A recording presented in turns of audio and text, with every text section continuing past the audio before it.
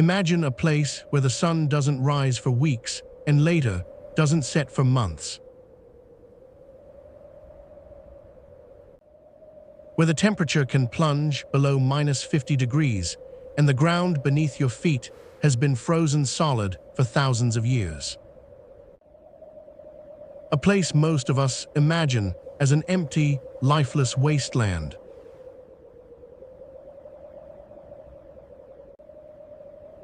But it's not empty. Right now, around 4 million people call this frozen frontier home. They hunt, they herd, they raise families, and they thrive in one of the harshest environments on Earth. This is life in the Arctic, and it's nothing like you think. First, what exactly is the Arctic? It's not a single country. It's the vast region around the North Pole, crossing 8 nations.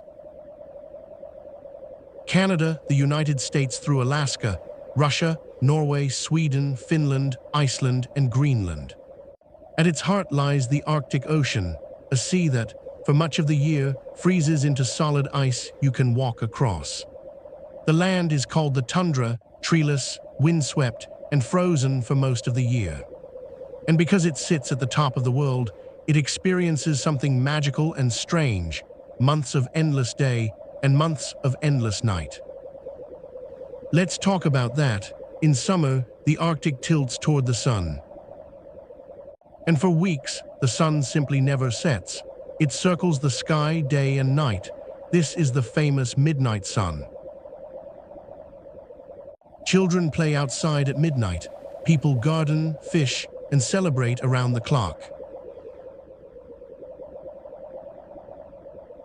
But then comes winter and the opposite.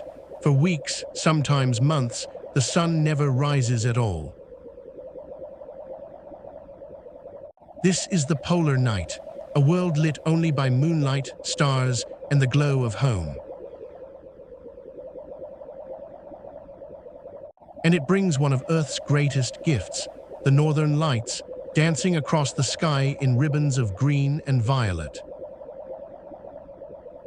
For the people who live here, this isn't a tourist spectacle. It's simply the winter sky. More than 40 distinct peoples who have lived here for thousands of years.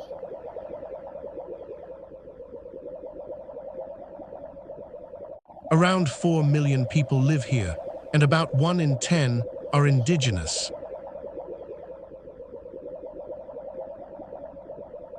There are the Inuit, spread across Greenland, Canada, and Alaska. The Sámi of northern Scandinavia, famous for herding reindeer. The Nenets, Chukchi, and dozens more across the Russian north. But the Arctic isn't only ancient traditions. Most people today live in modern towns. With heated homes, schools, hospitals, internet, and grocery stores, just built to survive the cold. So how do you actually survive -50 degrees? Homes are specially built. Many stand on stilts, raised above the permafrost.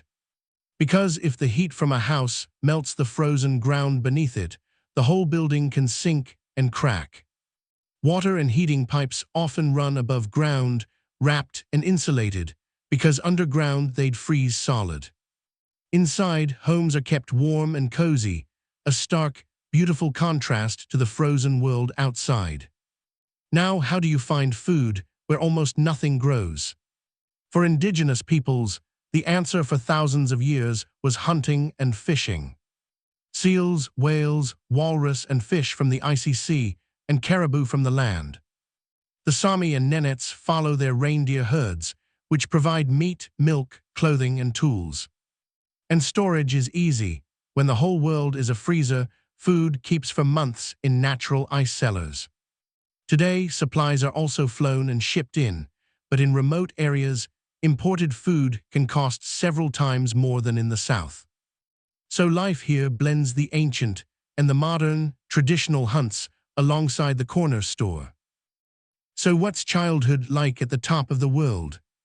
Kids go to school just like anywhere else, but their school runs through the polar night in near total darkness.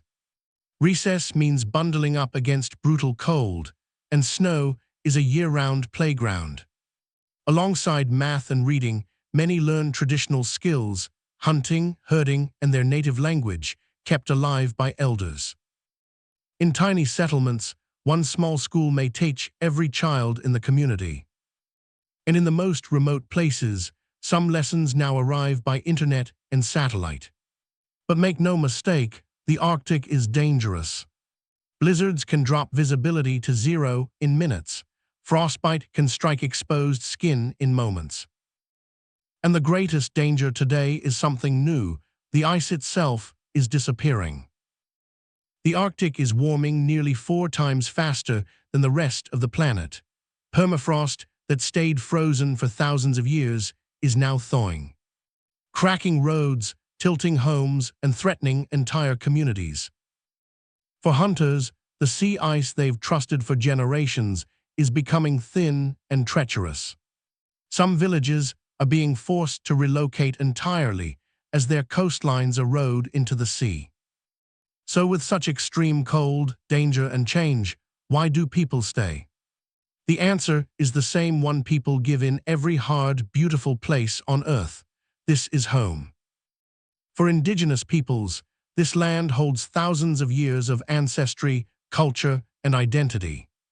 The cold forges some of the strongest, most tightly bonded communities in the world, where everyone depends on everyone. And there's a beauty here found nowhere else: the endless light, the dancing skies, the pure silence of the tundra. As many Arctic people will tell you, once this land is in your blood, nowhere else feels like home. The Arctic isn't the empty wasteland we imagine. It's a living, breathing world, full of resilience, ancient wisdom, and people who turn the harshest place on Earth into home.